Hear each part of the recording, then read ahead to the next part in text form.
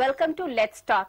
आज हमारे साथ हैं जाने माने फिल्म अभिनेता और समाजवादी पार्टी के member of parliament Raj Babbar.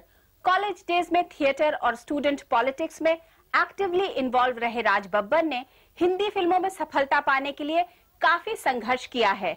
बतौर खलनायक पहली बार बड़े पर्दे पर सामने आए राज बब्बर ने यूं तो दर्जनों फिल्मों में हीरो की भूमिका भी निभाई, पर नेगेटिव शेड्स वाले उनके किरदार को ही ज्यादा सफलता मिली। अपने 2 दशक के फिल्मी करियर में वे स्टारडम का दर्जा तो नहीं पा सके, पर एक अच्छे अभिनेता के रूप में पहचान बनाने में जरूर सफल हुए हैं। पिछले कुछ सालों में राज बब्बर एक्टिंग के साथ साथ पॉलिटिक्स में भी एक्टिव रहे हैं। शुरुआत तो उन्होंने वीपी सिंह के साथ की, मगर अब वे मुलायम सिंह यादव के साथ हैं और समाजवादी पार्टी के राज्यसभा सदस्य हैं। तो बातचीत शुरू करते हैं राज बब्बर से। राज बब्बर जी, फर्स्ट थिंग फर्स्ट, आप फिल्मों में कैसे आए? फिल्मों में आना कोई मेरा इत्तेफाक नहीं है। फिल्मों में आने के लिए बचपन से ही सोचा था। एक फिल्म थी जमीन के तारे, घर वालों के साथ देखने को गए थे हम लोग। तो रास्ते में जब फिल्म देखकर आ रहे थे तो तांगे के अंदर बैठे हुए सभी लोग उन बच्चों की बहुत तारीफ कर रहे थे। तो मेरे घर में अक्सर ऐसा होता था कि जब भी कोई मेहमान आते थे तो मेरी तारीफ की जाती थी कि भाई मैं पढ़ने में ठीक हूँ और मैं ये हूँ और मैं वो हूँ। तो मुझे लगा पहली बार किसी और बच्चे की तारीफ मेरे माँ बाप और मेरे दादा दादी कर रहे हैं। तो मैं घर पे आया और सोचने पर मजबूर हो गया ऐसी क्या वजह थी। तो मुझे लगा तो वो सिर्फ फिल्म में सारी में रो ही रहे थे और वो उनकी तारीफ कर रहे हैं। तो मैं बाथरूम में गया और मैंने कोशिश की रोने की, बहुत देर तक नहीं रोया। तो इत्तेफाक ऐसा हुआ कि जो बाहर से आवाज उन्होंने चिल्लाए, कहाँ है, मेरा नाम लेके। तो मैं डर गया और डर के मारे मुझे रोना आ गया। तो जैसे मैं रोना आया तो मैंने शीशे में देखना शुरू कर दिया। तो मुझे लगा कि अब मैं जो हूँ मैं भी रो सकता हूँ। तो बस वहां से एक फिल्म के प्रति मेरा चाव बढ़ा। लेकिन मैंने एक चाव बढ़ने के साथ साथ फिल्मी मैगजीन पढ़ना और फिल्मों के बारे में जानकारियां रखना, इसका भी शौक पैदा हुआ। तो उसी जमाने में फिल्म इंस्टीट्यूट पूना के बारे में ये चर्चा शुरू हुई थी, सब ट्रेनिंग नाम की कोई चीज होती है। तो मैंने जब इंटरमीडिएट किया तो उसके बाद मैं पटियाला चला गया। पटियाला में वहाँ पंजाबी यूनिवर्सिटी में मैंने speech and drama department join किया। वहाँ रहा, वहीं पर मेरी मुलाकात जो है पंजाब कला मंच के लोगों से हुई। हरपाल टिवाणा जो एनएसडी के ग्रेजुएट थे, उनके साथ काम करना शुरू किया। वहाँ मेरी मुलाकात ओमपुरी से हुई।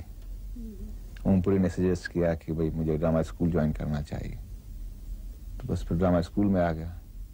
ड्रामा स्कूल में आके फिर एक धीरे धीरे जो है ऐसा वक्त लगा कि यहाँ थिएटर कर रहा था, फिल्मों की तरफ रुझान तो था ही। तो कुछ लोगों ने काम देखा और वहां बुलवा लिया। लेकिन एज यू सेड कि इत्तेफाक नहीं था, and you been trying since your childhood. बचपन से जब आपने फिल्मों के प्रति रुचि दिखाई होगी तो आपकी फैमिली में कोई रिजेंटमेंट नहीं हुआ? बहुत ज्यादा, क्योंकि ये मिडिल क्लास फैमिली में खासकर नौकर पेशा लोगों के यहाँ कोई इस तरह की बात करना कि मुझे फिल्मों में काम करना है, तो बहुत घबराहट भी शुरू हो जाती है और परेशानी भी कि घर का बड़ा लड़का जो है निकम्मा हो गया। मेरे साथ भी कुछ ऐसा ही हुआ था, लेकिन मैं एडमंट था और मैंने कहा कि मैं पढ़ने जा रहा हूँ। और तो बोले कि क्या पढ़ाई करेगा, इसमें क्या पढ़ाई होगी। लेकिन धीरे धीरे सब ठीक हो गया। ड्रामा स्कूल में जब मैं आया तो यहाँ 250 रुपये स्कॉलरशिप मिलता था। तो पहली बात तो उनको ये समझ में नहीं आया कि स्कॉलरशिप कैसे मिल गया, और ये भी ड्रामों की पढ़ाई में स्कॉलरशिप। तो यहाँ जब आए उन्होंने देखा, नेशनल स्कूल ऑफ ड्रामा का इंस्टीट्यूट देखा, वहाँ और लोगों से मिले, टीचर्स को देखा, तो धीरे धीरे उन लोगों का गुस्सा शांत होता गया। Okay, tell me, what was their first reaction when they realized कि उनका निकम्मा लड़का जो है वो एक सक्सेस स्टोरी बन गया है? खुशी तो होती है, मतलब लेकिन उस खुशी के साथ में एक मजाक भी हो गया था कि पहली फिल्म मेरी जो थी वो इंसाफ का तराजू थी। और उससे पहले तो अखबारों में छप रहा था, तस्वीरें छप रही थी, तो बड़ा एक्साइटमेंट था। लेकिन जब इंसाफ का तराजू देखने के लिए गए तो मेरी माँ, मेरे घर वाले सब लोग गए, तो थिएटर में बहुत सारी गालियां मुझे लोगों ने देना शुरू किया। तो मेरी माँ ने रोना शुरू कर दिया और उसने भी सबको गालियां देना शुरू कर दिया कि जो लोग जो मुझे गालियां दे रहे थे, और रोते रोते वो थिएटर से आई और उसने जो है मुझे कहा कि तू इतने गंदे काम क्यों करता है, कोई जरूरत नहीं तुझे ऐसे काम करने की, छोड़ छाड़ दे सभी। तो मैंने कहा माँ, तुझे खुश होना चाहिए कि जो रोल मुझे दिया गया था उसमें मुझे गालियां ही पड़नी चाहिए थी और मैं इसमें सक्सेसफुल हो गया हूँ, और ये गालियां ही जो है आगे जाके मेरे लिए आशीर्वाद बनेगी। तो उनकी समझ में नहीं आई ये बात, लेकिन बाद में जब मैंने बाकी रोल जब किए तो she was happy. The period between your NST period here and your transition to Bombay it's a period of struggle. How did you go about it? Look, I don't want to romanticize that kind of a struggle because it was a process. I left my home when I was 16-year-old. तब से मैं अपनी पढ़ाई और अपना जो भी देखभाल था मैं खुद ही कर रहा था। तो मेरे लिए मैं ये समझता हूँ कि मेरा पिछले दिन से अगला दिन ईश्वर की कृपा से अच्छा ही रहा। पीछे अगर कोई मकसद हो तो स्ट्रगल नहीं लगता है।